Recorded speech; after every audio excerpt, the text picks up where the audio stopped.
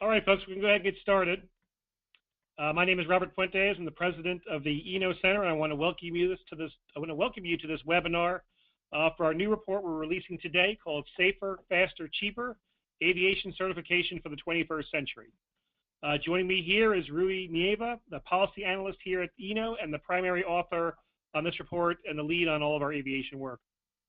So for those who don't know, ENO is an independent, nonpartisan think tank and has been deeply involved in the issue of aviation certification for a number of years, and this report builds on all of that work.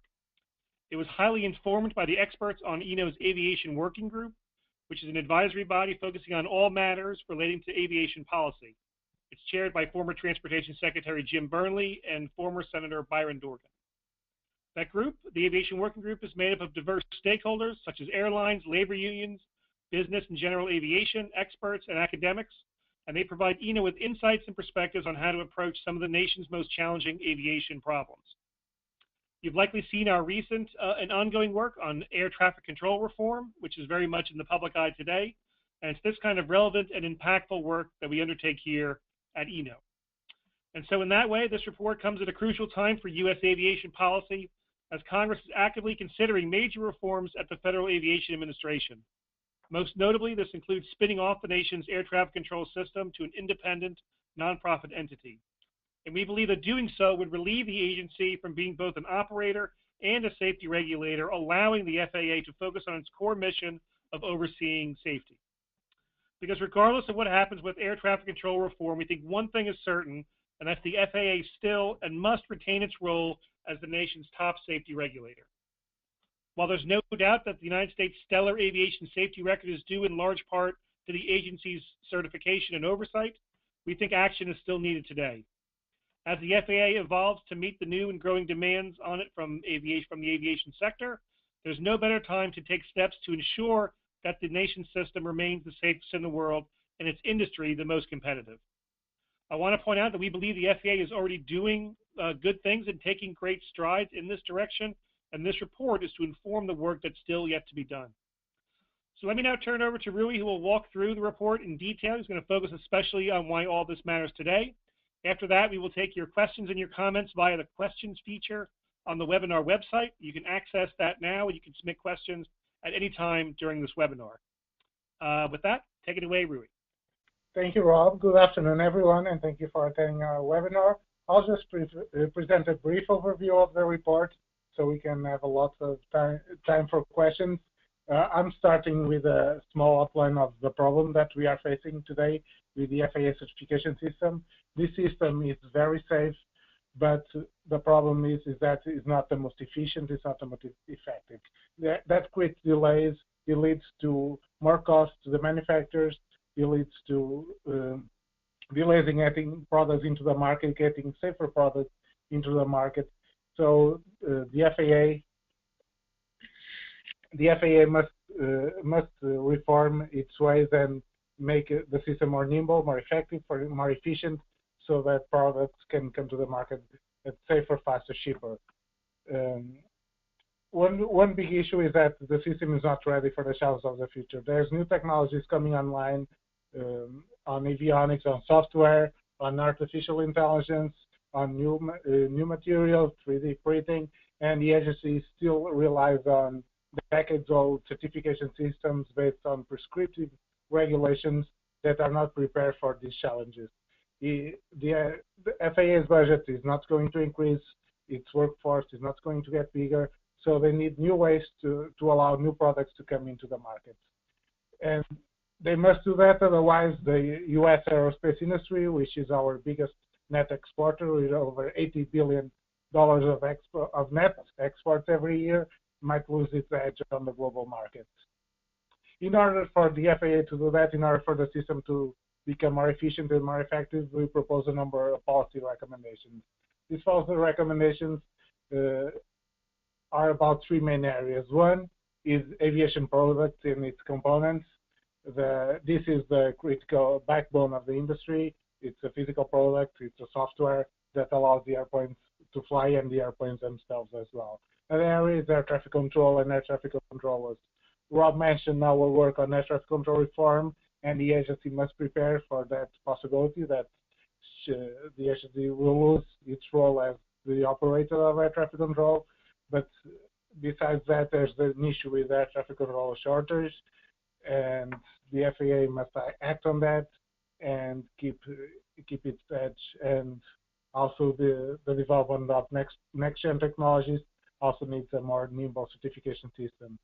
Finally, repair station. This is where aircraft go to be maintained, their components go to be maintained. This is an area where delays are great to get a certificate to open a repair station. And after you get that certificate, you are overburdened with audits from the FAA, from your customers, from foreign aviation authorities, and that leads to increased costs and over auditing of these agencies, of these repair stations. So moving on to some of the policy recommendations that we make on this report, I'm going to talk about a few of them. There are a couple more in the report itself. The big one is that the agency must focus on the outcome, not the outputs. We are not the first one to make recommendations to the FAA. Congress has been doing it. The GAO has been doing it. The Inspector General has been doing it. TRB and RC have been doing it. And the agency has a tendency to say, yes, we need to change. And then they look at the projects they have been ongoing. They change the word slightly, and they tell the overseers, yeah, see, we have done this, all is well, you can go back now. The overseer's role is very important, and the agency should take their recommendations seriously. And for that, they need to make concrete changes, not just saying that they have made changes.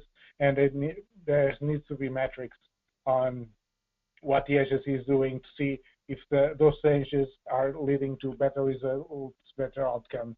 Although this report is focused on certification, this is a policy recommendation that could be useful for the entire agency, not only on certification.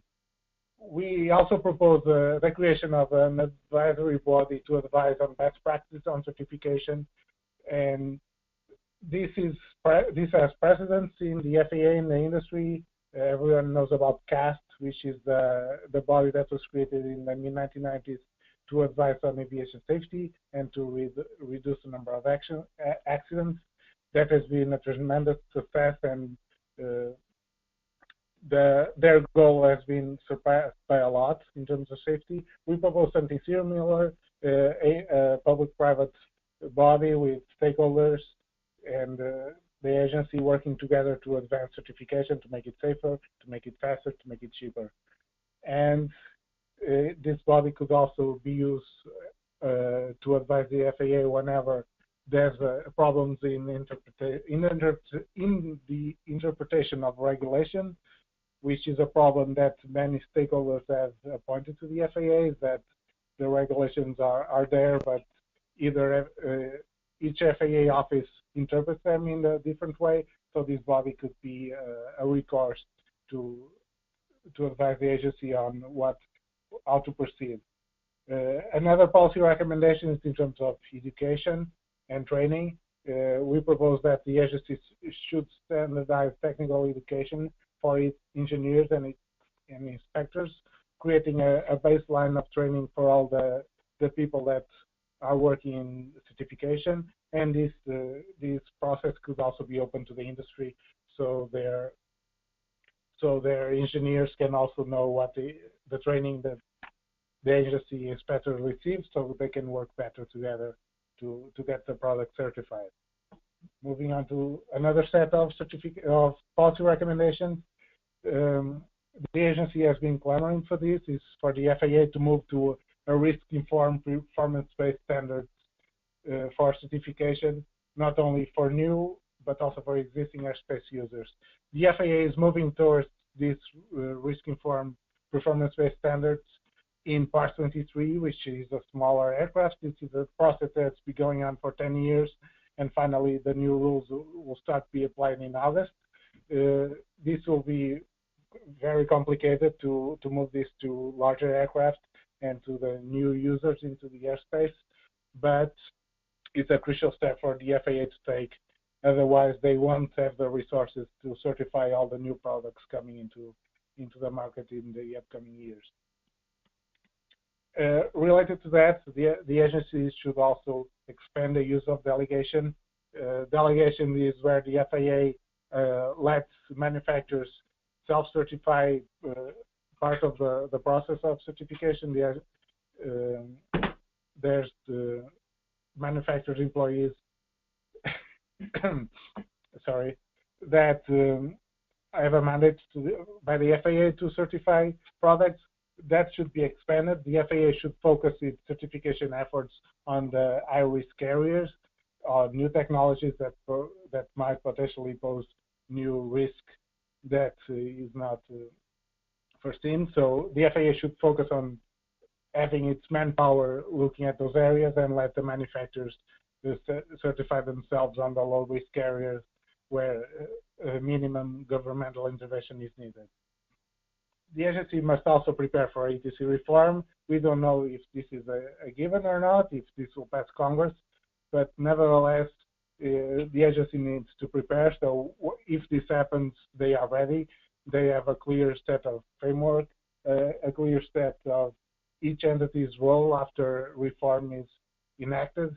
And so the transition process is smoother, and they also need to avoid a brain drain from the FAA and need to keep their best people in-house so they can properly oversee the new provider.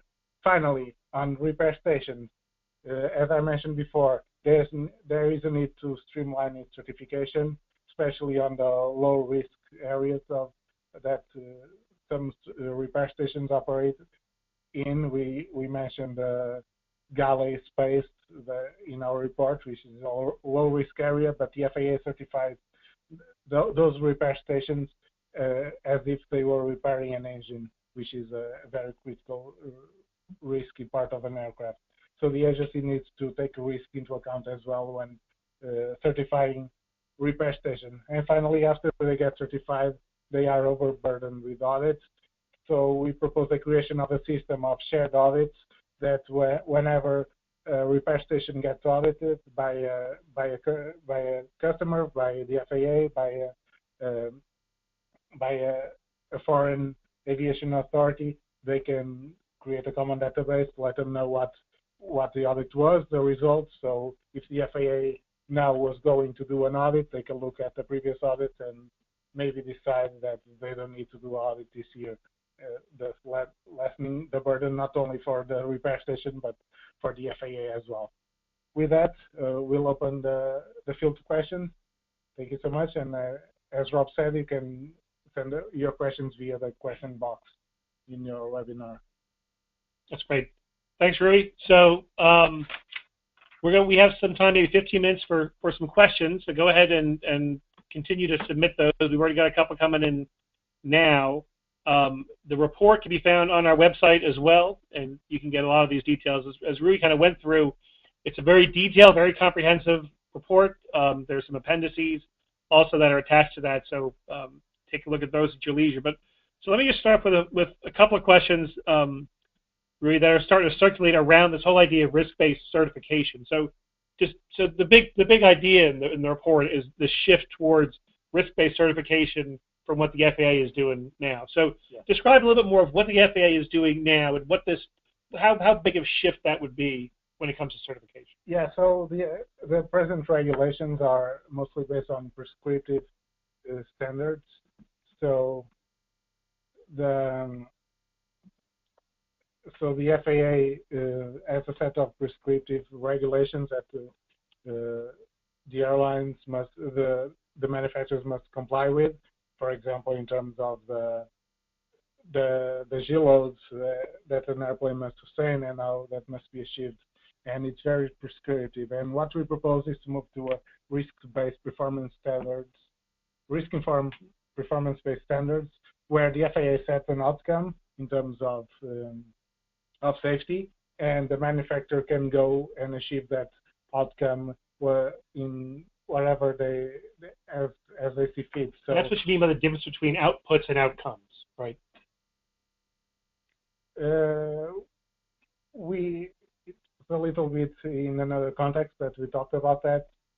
The Yes, that was on more on how the FAA responds to government overseers, and they are very much focused on the output. Say the FAA must do this, so they present a report to the overseer. We have done this, but they don't care about the outcome. They don't care if that change led to a better result, a more efficient agency or not. So that's what we mean on that front. Okay. So this is a big change for the FAA. Are there other federal agencies that are doing this now? How does the FAA move from what they're doing now to something like this? It seems like a big leap. Yes, it's quite a big leap, and that's why the FAA started on the Part 23, which is a small aircraft, and they have been working together with the European Safety Agency, EASA, on that. So we have common standards on both sides of the Atlantic, and EASA is one of the examples of an agency that's been using performance-based standards for a while now in some of their areas. But on the U.S. side, we have a couple of federal agencies that have been doing this. The biggest example is the Nuclear Regulatory Commission, which has been used risk-informed performance-based regulations for a while now. NASA has also been doing it, and they got help from the Nuclear Regulatory Commission to do it. And when the FAA moves to such a system, they can for sure learn something from these other federal agencies. And so they're kind of doing that now, right? The FAA is moving in this direction. This isn't, I mean, even though the FAA has to do more, the report isn't saying the FAA is doing everything wrong, and it's like a big report. It's really about building on what they're already doing.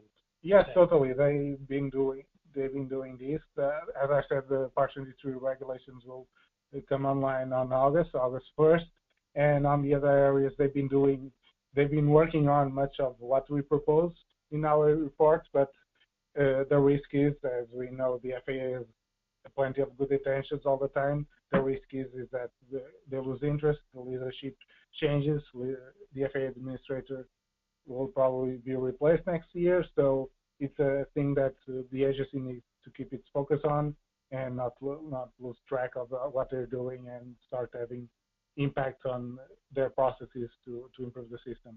Right. This is about modernization and just getting ahead of these big changes we know that are coming.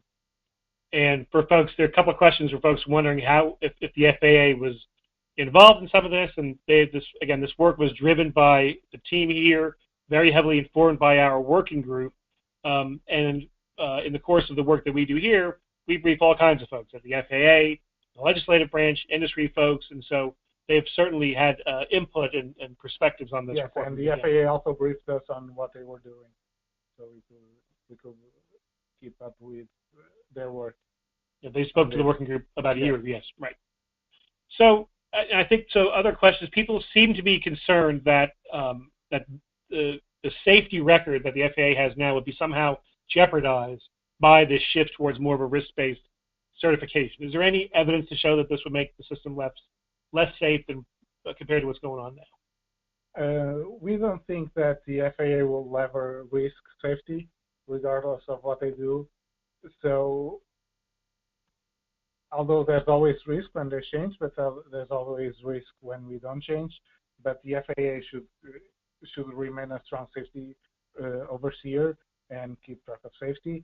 And the good thing of these reforms and move to a risk-informed performance-based standard is that we will allow new products to come into the market, probably products that we cannot imagine right now because they are not allowed under prescriptive regulations.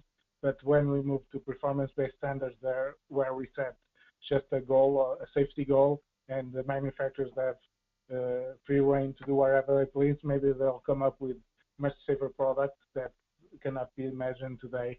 So in the future, we might see safer products being introduced into the market cheaper. And this is especially critical for general aviation aircraft because for those components that have to necessarily be cheaper, certifying them is very expensive. There's some companies that spend half of their R&D budget on certification instead of in development of the products themselves.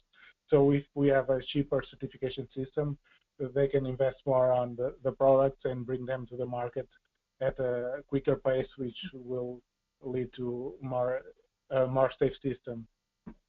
Yeah, so it is about getting private sector innovation in this sector, and by loosening it up a little, you think it will. Yes, that's the goal. So here's a question that's come in. Let me just read this one. So what's the difference between the advisory board that you propose and the one being implemented right now after recommendation by a recent aviation rulemaking committee? Well, the name of the committee is not very important. We propose the Aviation Certification Exchange, which would... That's what we call it. Yes. Which would be an advisory board to the FAA. But our goal is not to say that what the FAA is implementing right now doesn't work.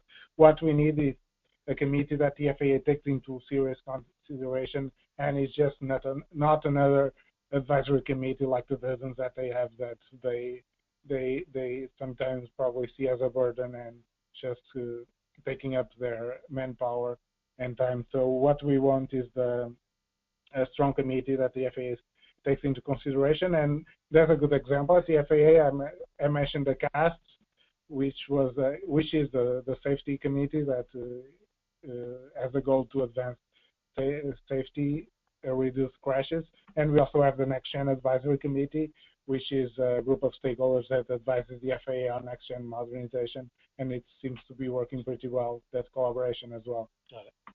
So that is the challenge, how you get the committee to be truly something that the FAA will pay attention to, as opposed to a committee that meets every 3 months and releases 2 or 3 pages of recommendations, and then nothing happens. Right. That's what we want to avoid.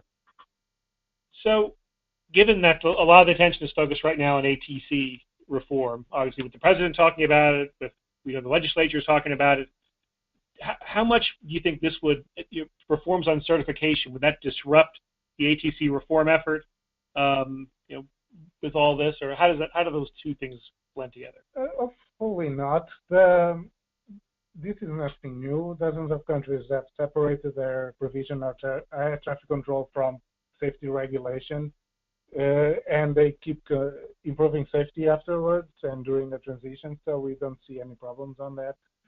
The ATC reform has the added benefit of removing the inherent conflict of interest of the FAA being both the provider and regulating itself, which is a problem.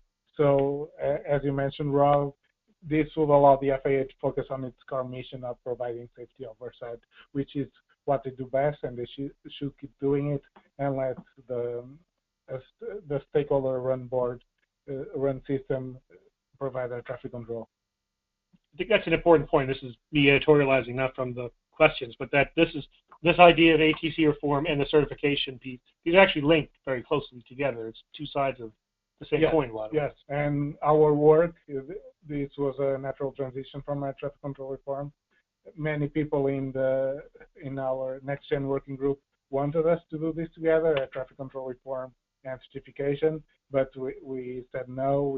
We believe that certification is very important, and it's connected, but it is a separate report. Otherwise, it would get lost in air traffic control conversation. Yeah, that's easy to see how much attention ATC reform has gotten, for sure. Maybe just one more question. I think we're running out of time here. So let's just, what do you think is the biggest challenge then for the certification work in the future? It all makes sense.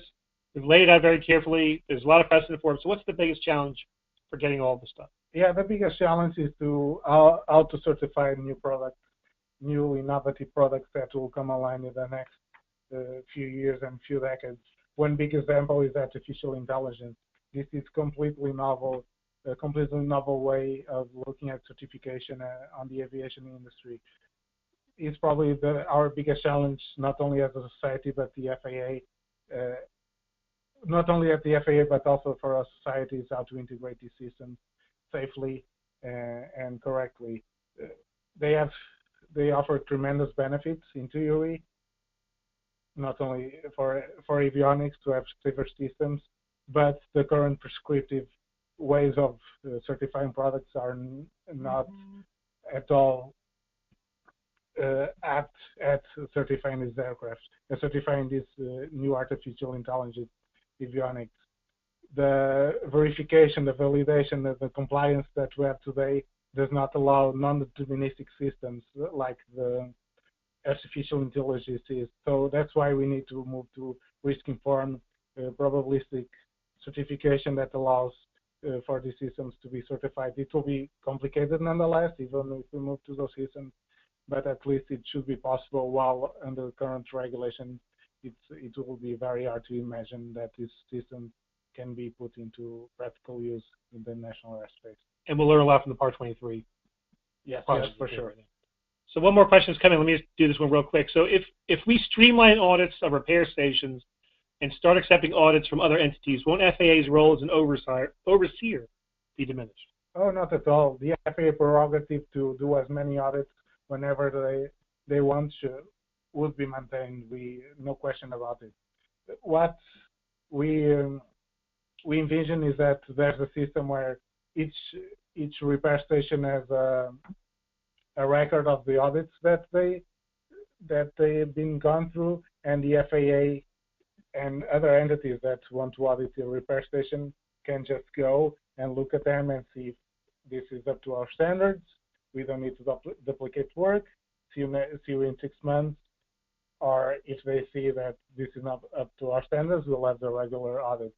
So we think this is a win-win situation because it reduces burden both on the repair stations and on the FAA, which should focus on the people that have not been audited, not the ones that have been audited by our European partners, which have the same standards as we do. So. Yep. Well, there's a whole lot in this report. We didn't get a chance to get to all the questions or get to all the details, but I want to thank everybody for your participation. The report and all the appendices are available on our website at www.enotrans.org. All our aviation work is up there, and as I mentioned, this report was informed by the experts on our aviation working group. If you'd like more information about that group, including how to join, you can drop an email to publicaffairs@enotrans.org or contact any of us, and we'll get you to the right people. We're going to stay engaged in this issue. I know you all will too. I also want to encourage you to subscribe to Eno Transportation Weekly. It's an invaluable resource on all aspects of transportation policy and practice, not just here in Washington, but around the country and around the world. It doesn't just report on aviation, but provides valuable insights, commentary, and perspectives that you really won't find anywhere else. And again, you can contact any of us to sign up. Thank you, Rui, again, for taking the time to talk through the report with us. Thanks for your participation, and have a great afternoon, everybody.